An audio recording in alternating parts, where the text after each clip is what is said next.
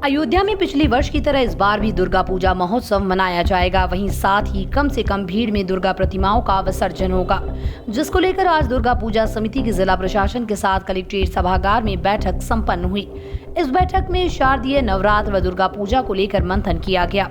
कोविड-19 को लेकर दुर्गा पूजा समिति के पदाधिकारियों को जिलाधिकारी ने बैठक के दौरान निर्देश दिया कि दुर्गा पूजा के दौरान मुख्य मार्गों पर छोटे पंडाल बनाए जाएं, जिसमें मां दुर्गा की प्रतिमाओं को 5 से 6 फीट के स्थापित किए जाने की बात की।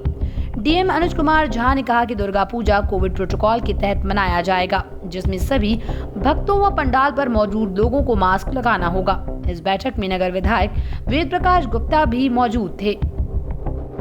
बैठक के दौरान केंद्रीय दुर्गा पूजा समिति के अध्यक्ष मनोज जायसवाल ने कहा कि जो गाइडलाइन जिला प्रशासन के द्वारा रखी गई है, उसी गाइडलाइन के आधार पर दुर्गा पूजा महोत्सव मनाया जाएगा और बिना मास्क पहने हुए लोगों को प्रवेश नहीं दिया जाएगा। इसके बारे में सभी दुर्गा पूजा के अध्यक्ष को सूचना दी जाएगी।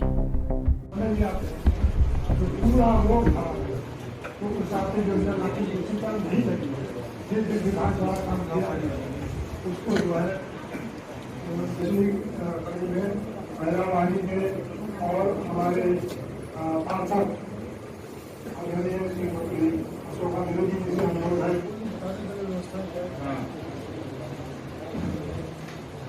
जो हमारे दुर्गा पूजा समिति के पदाधिकारीगण हैं, देहात के क्षेत्रों से भी और नगर क्षेत्र के भी, वो सब लोग आज आए थे और माननीय विधायक जी भी थे।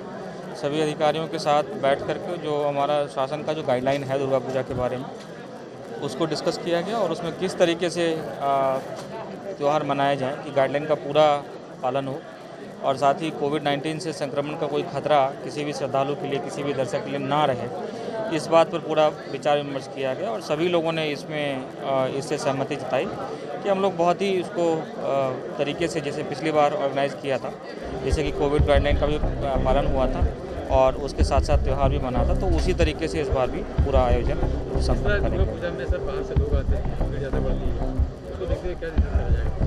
देखिए, पिछली बार भी ये किया गया था। सार्वजनिक स्थलों की जो पूजा थी, खास करके जो रोड की जो पूजा थी, उसको शिफ्ट करा करके खाली जो पार्क या इस तरह के सार्वजनिक स्थल थे वहाँ पे शिफ्ट कराया गया था ताकि भीड़ भाड़ ना हो। वही चीज़ इस बार भी सबसे रिक्वेस्ट किया गया है। लाइकवाइज इसमें जो है खास करके डिस्टेंसिंग का पालन करने के लिए और मास्क के जो प्रोटोकॉल है उसका पालन कराने के लिए भी निर्देश दिए गए हैं। तो उम्मीद है कि जिस प्रकार से पिछली बार लोगों ने संयम का परिचय देते हुए त्यौहार को मनाया था, उसी तरीके से इस बार भी होगा।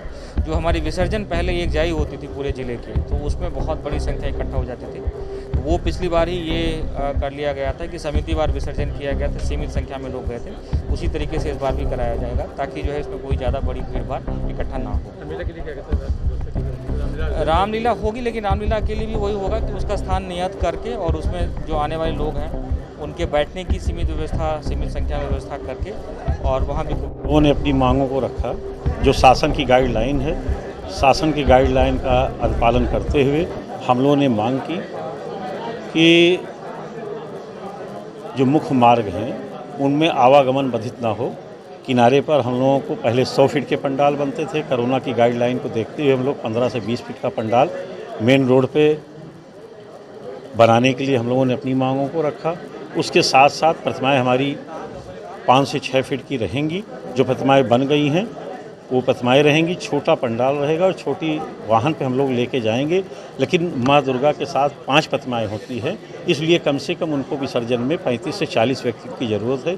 इस चीज़ को भी हम लोगों ने रखा कि हमको 35 से 40 व्यक्तियों की अनुमति दी जाए विसर्जन के साथ जाने की।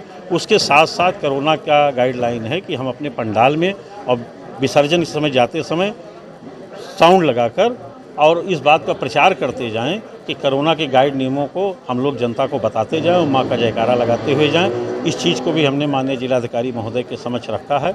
जिलाधिकारी महोदय ने आश्वस्त किया है कि हम जो मुख्य मार्ग हैं उसको अपने अधिकारियों के साथ दिखवा के जो भी बेहतर व्यवस्था होगी पंडाल लगाने की उसको हम कराएंगे। इस चीज़ को रखा। और रामलीला के संबंध में उन्होंने कहा कि जहाँ पे अच्छी जगह हैं उन जगहों पे रामलीला कराने के लिए हम अच्छी व्यवस्था करेंगे और अलग से अधिकारियों के साथ कल एक बैठक और करेंगे रामलीला समितियों के साथ।